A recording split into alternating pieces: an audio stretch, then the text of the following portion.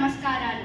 నాతోటి విద్యార్థులకు అందరికీ ఆగస్టు 29న గిడుగు రామ్మూర్తి గారి జయంతి సందర్భంగా తెలుగు భాష దినోత్సవం శుభాకాంక్షలు. తెలుగు భాష వైభవానికి పునాదిని వేసిన మహనీయుడు గిడుగు రామ్మూర్తి పంతులు గారు. అందుకే ఆయనను తెలుగు వాడుక భాష ఉద్యమ పితామహుడుగా పిలుస్తారు.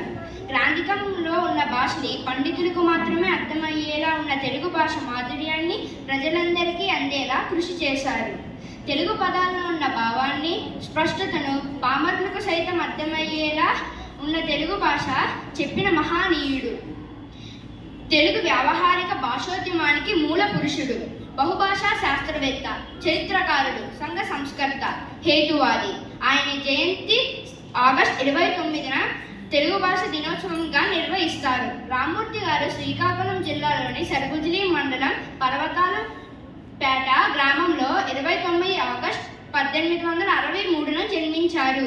అతని తల్లిదండ్రులు వెంకమ్మ, వీర్రాజు. స్థానిక పాఠశాలలో చదువుకున్న అతను 1875న తండ్రి చనిపోవడం వల్ల విశాఖలో ఉన్న అతని మేనమామ ఇంటికి వెళ్ళారు. అక్కడే అతను హై స్కూల్ చేరాడు. అతనికి పుస్తకాలు చదవడం, కొత్త విషయాలు తెలుసుకోవడం అంటే చాలా ఆసక్తి. గ్రాంధికంలో ఉన్న భాష తెలుగు వాడుక భాషగా మార్చాలన్నది అతని ఆశయం. రామ్మూర్తి గారి ఆశయాన్ని గుర్తించిన శ్రీనివాస అయ్యంగర్, గురజాడ అప్పారావు గారు మరికొందరితో కలిసి వ్యావహారిక భాష బోధనోద్యమానికి శ్రీకారం చుట్టారు. ఇందుకని తెలుగు అనే పత్రికని ప్రారంభించారు. ఈ ఉద్యమం ప్రభావంతో అప్పటి వరకు గ్రాంధికంలో జరిగే పరీక్షలు వ్యావహారిక భాషలో రాసే వీలు కలిగింది. దాంతో స్కూల్, కాలేజ్, పాఠశాల పుస్తకాలు విద్యార్థులకు అందుబాటులోకి వచ్చాయి. అతని సేవలకు గుర్తుగా మద్రాస్ ప్రభుత్వం రా సాహెబ్ అనే బిరుదుతో సత్కరించారు.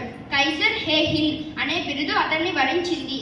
22 జనవరి 1940న అతను మరణించేంత వరకు తెలుగు భాష ఊపిరిగా జీవించారు. నాకు ఈ అవకాశం ఇచ్చిన పెద్దలందరికీ ధన్యవాదాలు.